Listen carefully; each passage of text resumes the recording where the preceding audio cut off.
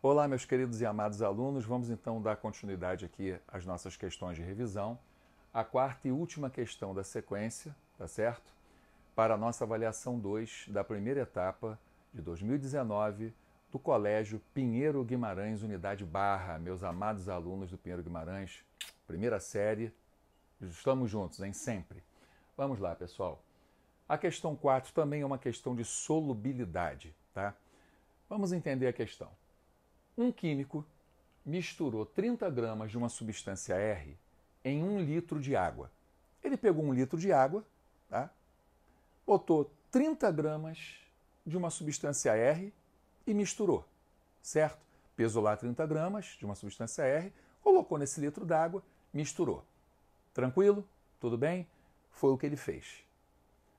Agora, o problema quer saber se essa atitude dele produziu uma solução insaturada, saturada ou saturada com corpo de fundo. A gente vai entender essa classificação quando eu terminar de fazer os cálculos, ok? Vamos fazer umas comparações e vamos entender essa classificação aí, tudo bem? Ele pegou aleatoriamente 30 gramas de uma substância R, misturou em 1 litro de água. Para eu poder saber se o que ele fez, tá? Se esses 30 gramas que ele colocou em 1 litro de água foi uma quantidade grande ou pequena, se saturou ou não saturou essa solução, a gente só vai poder saber com base no coeficiente de solubilidade dessa substância R. Vamos ver aqui. Qual é o coeficiente de solubilidade dessa substância R? 5 gramas de R saturam 100 gramas de água a 25 graus Celsius. O que esse coeficiente me diz? Que se eu tiver 100 gramas de água a 25 graus Celsius, ela vai dissolver no máximo 5 gramas de R, ok? No máximo.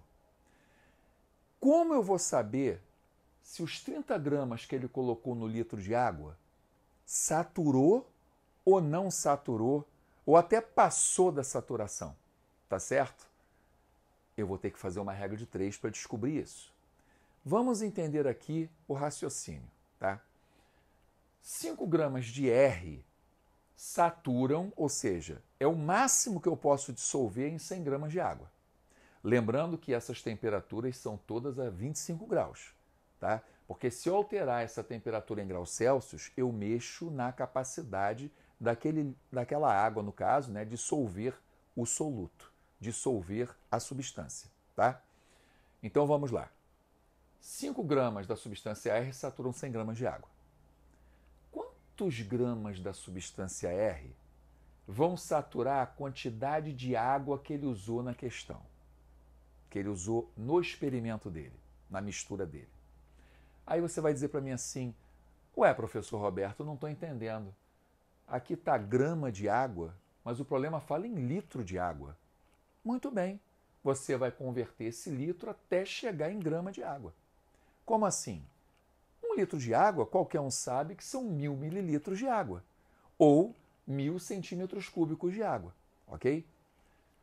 A densidade da água não é igual a 1. Vamos lembrar lá daquela explicação da densidade da água que eu fiz no problema número 3, na questão número 3. Pessoal, se a densidade da água vale 1, e densidade é massa dividido pelo volume, os valores de massa e volume têm que ser iguais para essa divisão dar 1. Porque se a massa e o volume não forem iguais, essa divisão não dá 1. Então, para o caso da água, se eu tenho 1000 mililitros ou centímetros cúbicos de água, eu também tenho que ter 1000 gramas de água. Porque se eu pegar 1000 gramas e dividir por 1000 centímetros cúbicos, 1000 dividido por 1000 dá 1. Então, a densidade da água, por ser 1, me faz corresponder a massa ao mesmo valor em volume, em centímetro cúbico. Então, se eu tenho 1000 centímetros cúbicos de água, eu posso dizer que eu também tenho 1000 gramas de água. E aí, eu cheguei no coeficiente, que trabalha em gramas de água. Então, esses 1000 gramas de água são exatamente 1 litro de água. tá? Eu vim convertendo até chegar aqui, ok? Como é a conta? Como eu faço o cálculo, ok? 5 gramas de R saturam 100 gramas de água. Então, eu quero saber quantos gramas de R vão saturar 1.000 gramas de água. Por quê? Porque 1.000 gramas de água é o litro de água que ele usou na questão. Só que ele pegou uma massa qualquer do R e jogou lá dentro.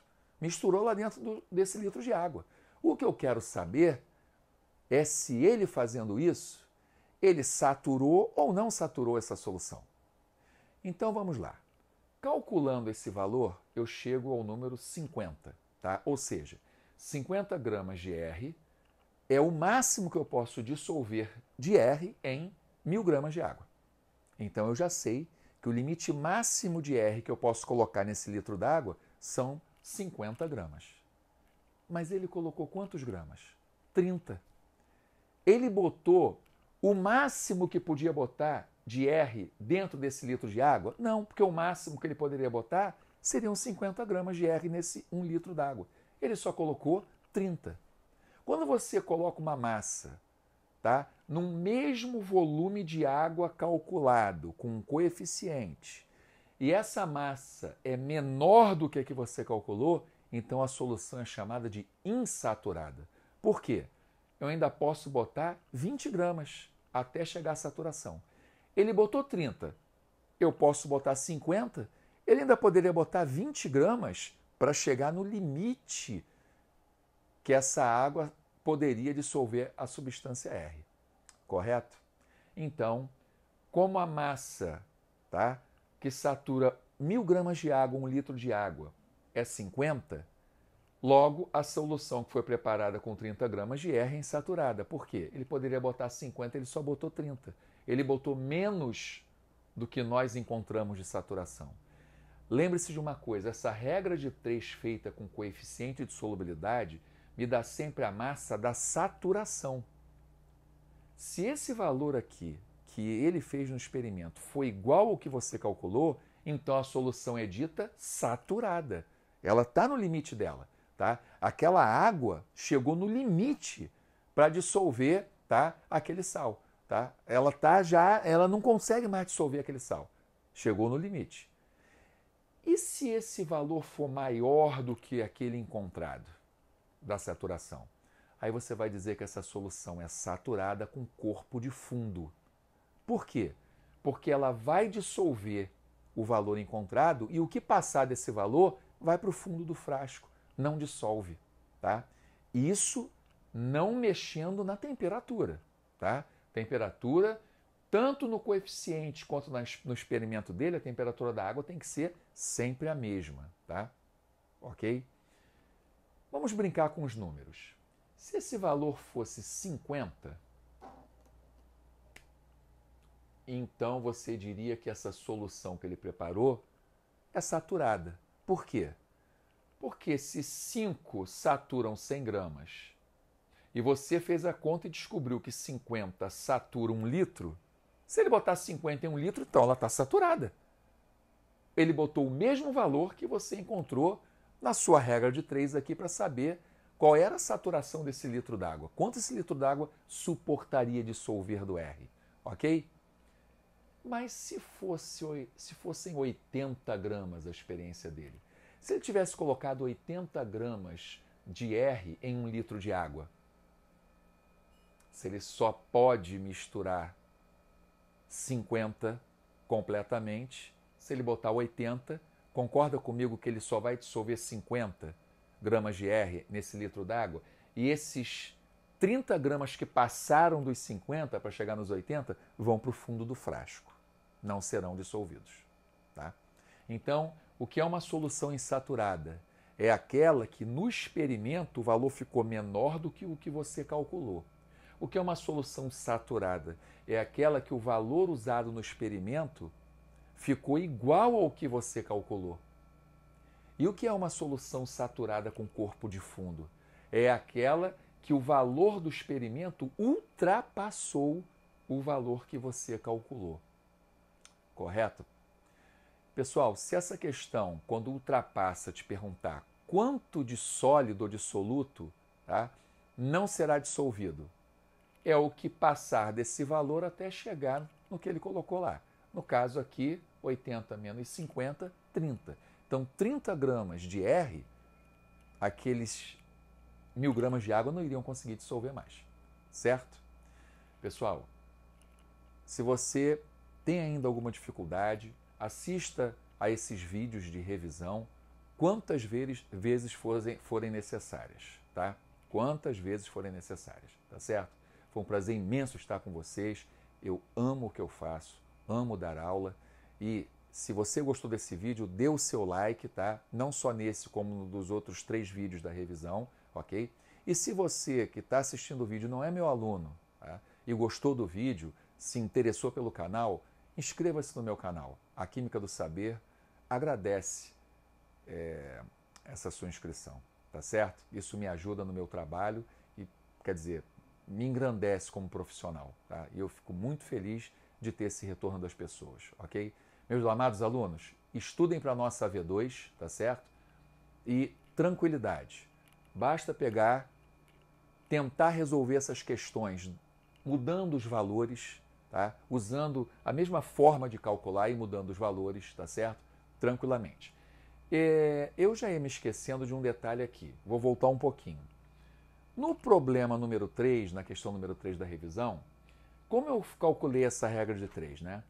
Eu peguei esse número vezes essa letra, né? 100m, igual a esse número vezes esse. Isolei o m, né? O número que multiplicava o m eu passei para o outro lado do sinal de igual, dividindo, e fiz aquela conta lá na questão 3, ok? Mas aqui eu fiz diferente. Eu queria te ensinar um macete aqui, tá? Na verdade, uma regra de 3 é uma proporção, certo? Então pensa comigo. De 100 para 1000, eu não multiplico por 10? Então, de 5 para m, eu também tenho que multiplicar por 10. Porque uma regra de 3 trabalha com uma proporção. Se eu aumentei 10 vezes a quantidade de água, eu tenho que aumentar 10 vezes também a quantidade de R. 5 vezes 50, perdão, desculpe, 5 vezes 10 é igual a 50. Então aqui eu tenho o meu resultado calculado de uma forma bem simples, sem ter que montar a divisão, né? Isolar o m, passar o número para o outro lado, multiplicar em cima e depois dividir pelo valor de baixo. Enfim, lembre-se que no Enem, nos vestibulares, nos concursos de um modo geral, você não tem muito tempo para cada questão. Em média, 2 a 3 minutos. Ou você aprende a simplificar os cálculos, ou você vai ter um grande problema lá, até porque você não pode usar nenhum tipo de calculadora, ok? Pessoal, então, um beijo enorme, fiquem com Deus. Teremos mais vídeos aí pela frente. Boa prova a todos, e quem não se inscreveu no meu canal, se inscreva, e aquele que visitou, também se inscreva e dê seu like lá, ok? Foi um prazer imenso, pessoal. Um beijo, fiquem com Deus.